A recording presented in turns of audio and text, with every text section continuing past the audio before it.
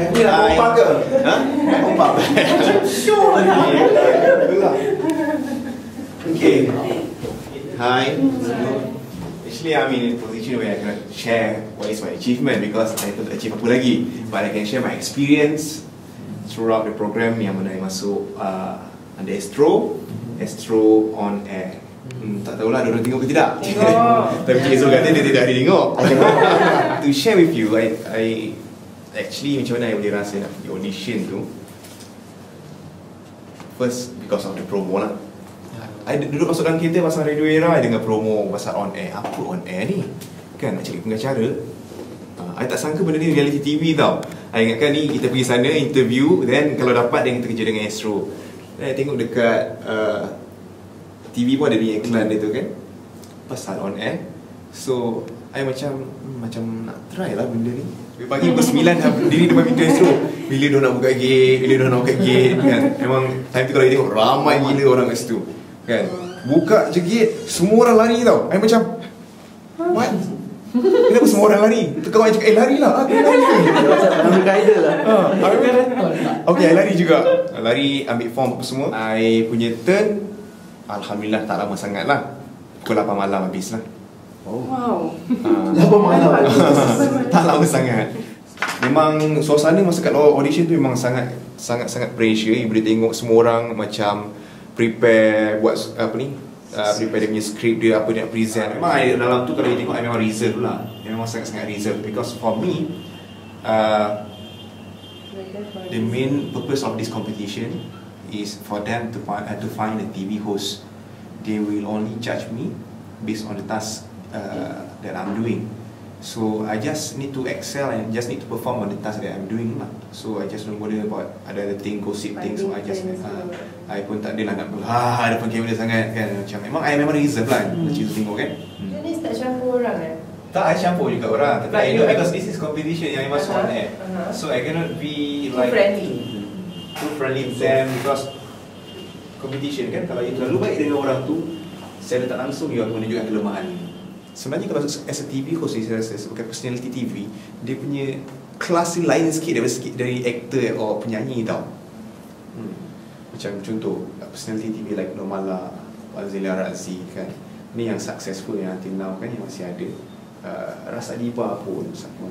So saya memang sangat-sangat kagum dengan diorang dan cara dia membawa diri tu pun dekat tempat, kat event pun membuatkan orang macam wah, dia ni. Main point is you memang kena selalu membaca. You kena tahu benda-benda macam ni.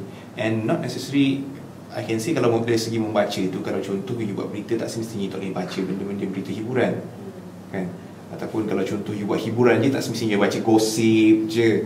You kena tahu juga current isu apa yang berlaku kan. Kalau contoh kalau I cerita macam ada satu juri kita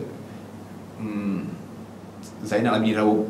I boleh katakan sebab dia memang buat sukan je kan, kita kenal dia sebagai pengguna sukan. Dia, I boleh katakan dia ensiklopedia bergerak untuk sukan.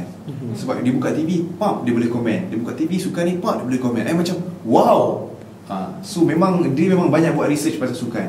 I rasa dia habiskan masa dia membaca benda sukan. And sebab tu dia excel ni benda tu. Tapi benda-benda lain pun dia tahu juga.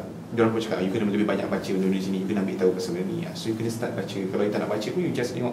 Kalau berita, kalau sekarang I tengok Awani lah. Awani asyik berita je diulang-ulang kan. So at least you tengok satu dia punya ni je 1:30 ke berapa, pukul 1:30 ke ataupun pukul 7:45 ke, you dapat tahu for half an hour you boleh tahu isu semasa yang berlaku untuk hari ini. Dari segi kerja, saya rasa Aznil seorang yang sangat bagus sebenarnya. Sebab kalau nak dibandingkan dengan selebriti lain yang ada, Aznil first dia sangat jaga masa dia lah. Itu yang dia ajar kepada kami. Even saya pernah lewat 5 minit pun dia memang sangat marah. Until now yang dia mesti akan sampai sharp on time. Dan dari segi bekerja pun dia nak pastikan semua kerja tu dia hasilkan dengan baik. Contoh kalau dia buat satu rancangan, contoh dia punya talk show macam Aznil, okay, benda tu kan dah record kan sebelum keluar kat TV. Bila time editing dia pun turun sekali tengok untuk buat editing. Tu yang bagus dia. Dia ambil tahu apa semua.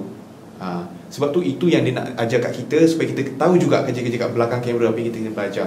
Not necessary you glamour depan TV, depan kamera je itu je you buat. You kena tahu juga apa yang you buat kat belakang you. Kalau kan tak sama-sama nak bagi benda tu jadi tak best, you dah buat penat-penat, ada part yang you nak masuk tak masuk pula. Asas yang dia ajar kita speed thinking lah, punya reaction bila benda berlaku kan.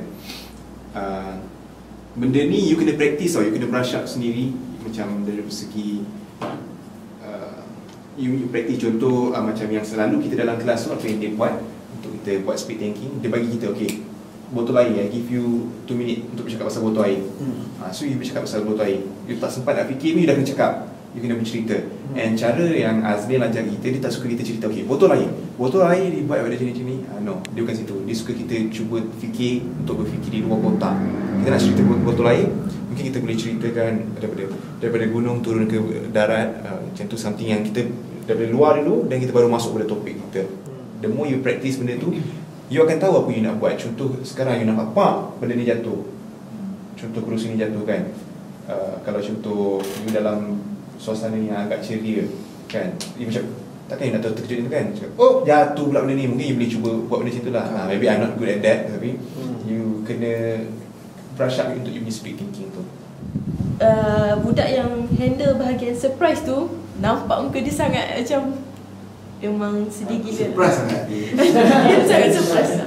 Tapi nasib baik keadaan tu boleh dibalancekan dengan macam orang sekeliling tu macam dia orang gelak lah. So macam nothing happen. Lepas tu benda tu still boleh tarik, cuma nyaris terjatuh tu je lah. Saya pernah bertanya jugalah benda ni dengan Ras Adiba. Dia baca berita benda yang serius kan.